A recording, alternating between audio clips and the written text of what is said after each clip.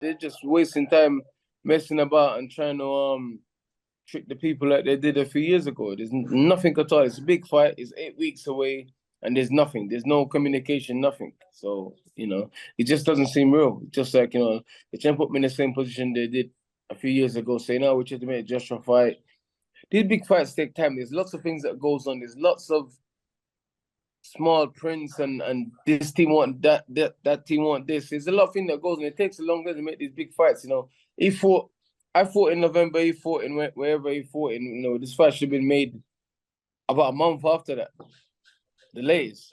Are you surprised by the lack of progress?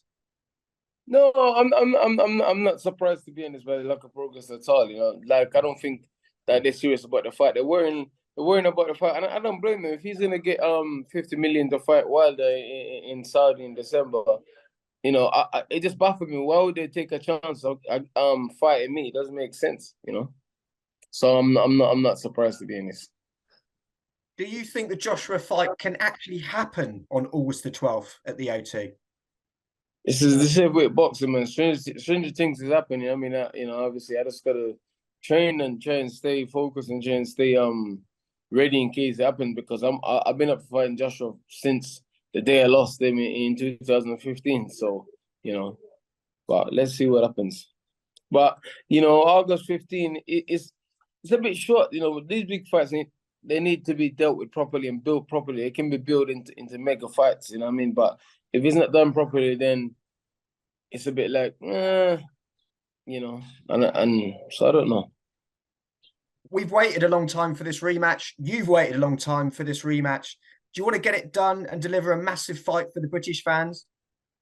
I would love nothing more than to, obviously, I've had 3 defeats. I've avenged one of them already. Next 2 is with Fury and Joshua. I would love nothing more to have a chance to avenge my defeat and to give the fans a good fight. And I think now is a good time to fight him as well, because I'm someone that will always get in his head and forever be able to get in his head and forever be able to throw him off his game plan. That's just how it is. So I think now is a very good time to fight him. It's a very good time for me to fight him, because lately, I don't know, he's showing lack of motivation or whatever, I don't know. So now it's a good time for me to get in his head. But also, you turn up for a fight with me as well, so that's what makes it good. I think me and him fight 100 times. We always turn up to fight each other, so.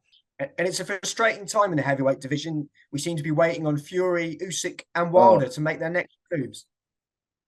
I have no idea what's going on. I think in Wilder's head, he's convinced he's gonna fight Joshua in December. So they're doing the smart thing. They're waiting for that. You can see what Wilder's saying. He's saying that he's waiting. Every fight's a dangerous fight. Fury, I don't know what's going on with Fury and Usyk. Apparently, he's going to be fighting Francis Ngannou in a YouTube fight or something like that. Usyk's going to fight Daniel Dubois. So I don't know. The division just seems a mess at the minute. It's like these guys got this massive carrot in December dangling, but which is messing everything up for guys like us, the rest of the top guys.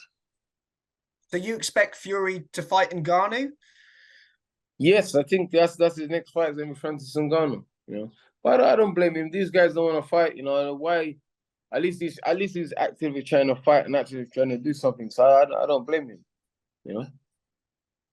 And what needs to happen next to get this fight over the line with Joshua? Eddie and Joshua and his team, they just need to pull their socks up and just come with some realistic, some realistic offers. Eddie himself has said the offer he's made is ridiculous. He said that publicly. He's made a ridiculous offer, which is not. These guys, he knows my value. I've been at Matchroom for a long time. He knows my value. He knows what I bring. He knows my draw and he knows my pull. So why would he make an offer that's, he said itself, below acceptable? So why would he start?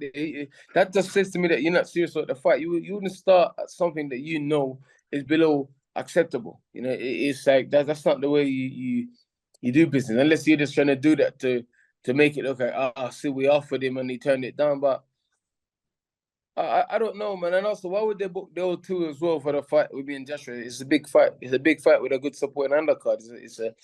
That fight would do a lot of tickets. The fight would do 60,000, 70,000 tickets. Why would they book the O2 unless they're planning to use my name, then fight someone else like a lower name guy.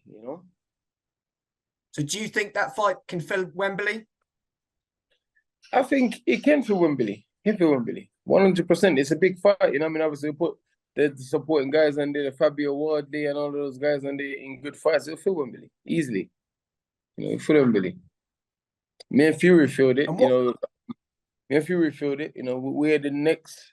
With me and Joshua is the next two big guys. Outside of Fury. So why not? and what kind of fight can we expect if and when you finally share a ring with Joshua? My mindset is good. The last time we fought, you know, there was new coach, new things I was doing that Jonathan Banks wanted me to do. You know, I was trying to learn the new style, box, jab, did this and that. No, forget that. I'll just go to war. I want to go to war because I think that's a good way to fight him, is to pressure him, back him up, and start getting him on the back foot as early as possible. You know, and I'm strong enough and big enough to do that. You know, and carry enough power to obviously back him up and to knock him out.